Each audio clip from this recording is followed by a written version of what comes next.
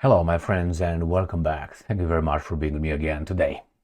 I very much dislike, when my dark predictions come true.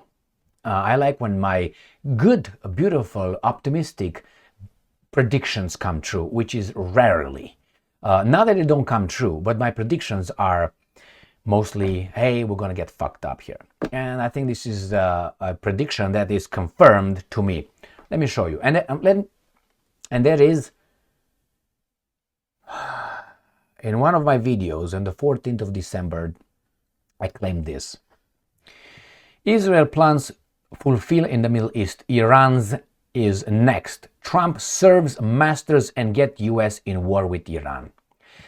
Trump follows the orders. Israel strikes, blah, blah, blah, blah. So this is what I said on the 14th of December. This is the article that I think clarifies and confirms what I said. Russia Today, the 12th of January 2025. Trump's Ukraine envoy calls for maximum pressure on Tehran. Keith Kellogg says military, economic, and diplomatic efforts are needed to, quote unquote, change Iran for the better. That's a threat. For whom exactly? I think for Israel. For us? I don't feel threatened by Iran. Do you? The baboons are telling us the bully boy will be unleashed by the master to attack Iran. And Iran will retaliate, and then the mass media will tell us that Iran attacked us. That's how it's going to work. How do I know that? They did it before.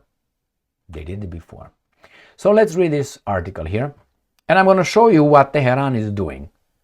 U.S. President-elect Donald Trump, incoming special envoy on Ukraine conflict, Keith Kellogg, has called for reviving a maximum pressure campaign against Iran. All right, what the Iranians are doing?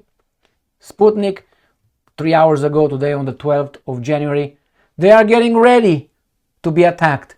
Iran deploys air defenses at nuclear sites, unveils new underground Dormant Volcano missile base. We are going to get in a war with Iran for other people's interests. Why? Because we are owned.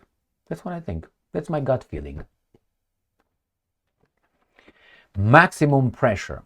When you say maximum, what does it mean? That is nothing beyond that. That is the maximum. So let's say United States, what is United States' maximum? Let's say the first one mentioned here was military. What is United States' maximum military capabilities? Nuclear bombs, right? That's the maximum that we have. So when you say maximum, they say we will use this. I don't want our country, to use that. I don't want it. Emil, shut the fuck up. You have no say. Thank you very much for freedom of speech. Yeah, you can say it. You can go and select the already selected candidate and validate their system through the voting machines, okay, for other people's interests. That's the first one. Tehran knows that. They're getting ready. It's a very, I don't want to say irritating. Irritating is mild feeling. It's an understatement. It's so people when I realize what's going on. And I've been saying this, and it's clear. These guys will be used by those guys through the mechanisms they own in this country to get involved with Iran. And Iran will be blamed for their aggressive, challenging, whatever the mass media owned by the same guys will tell us. Don't fall for it. It's too clear. But they don't care. Why they don't care? I will tell you this again and again and again. And I said it before. Remember that interview? It was a 60-minute interview with then the United States of America's Secretary of State, Madeleine Albright. She was a Jewess in charge of like Blinken. And nothing wrong with that. And she was interviewed by another. She said, do you think, Madam Secretary of State Madeleine Albright, that the sanctions imposed on Iraq by the estimates, killed our sanctions on Iraq. The estimates claim that there were 500,000 Iraqi children who died because of our sanctions. Do you think, Madam Secretary of State, is this a price worth paying?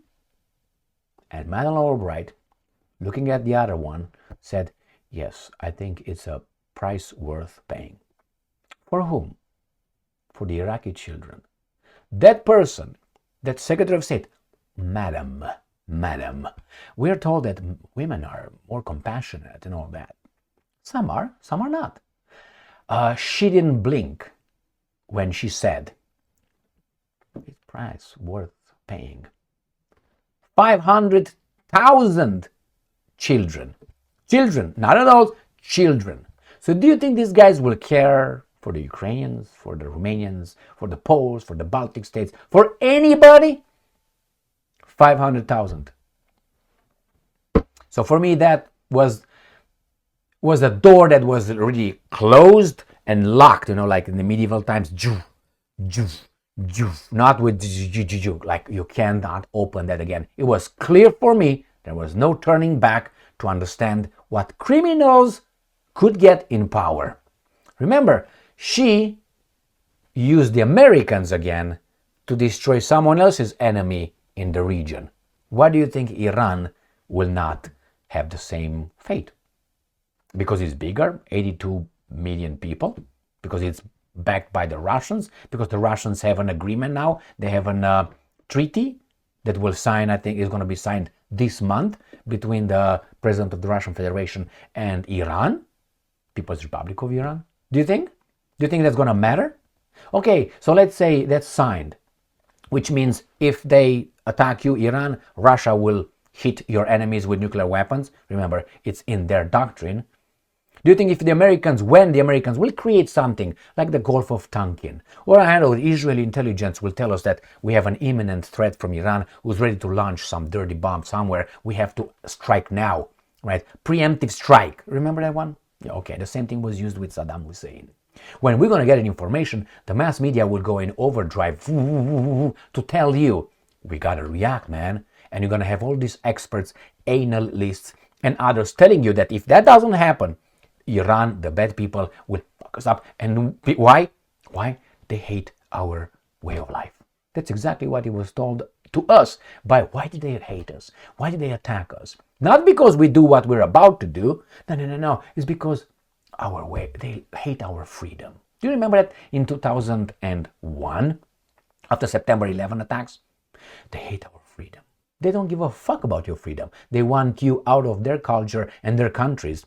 Keep your freedom how much you want in your country, which I'm gladly would like to have freedom here.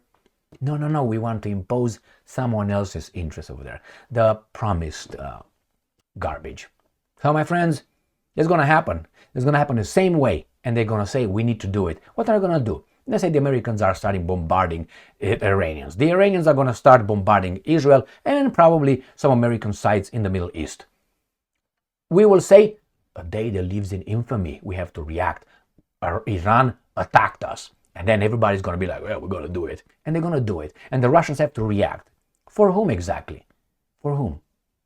It's the same I was asked by one of you during the live stream I had about a few days ago, what do I think is going to be the biggest event in world geopolitics for 2025? And I said, this is what's going to be. The Middle East is going to be on fire. That's what I said. Now, Ukraine probably is going to be an armistice. It's going to be, okay, hold on for a second. Let me breathe. Let me focus on these guys, because these guys keep calling me to unleash me on the Iranians. And that's what's going to happen. And Trump says the same thing. We're going to go over there and take care of stuff. I said in this video right here, right there, go and watch it. Trump is going to focus and will do everything for them. Everything. You'll see. Right now, in my head, my cuckoo head that I have, this is a confirmation 99%. That this is exactly what's going to happen. 90, not exactly the bombardments, but America will be used to Iran and they will try to destroy it. For whom? Our way of life. Thank you very much for being with me again today. Stay strong, stay smart, look for the truth, and be just.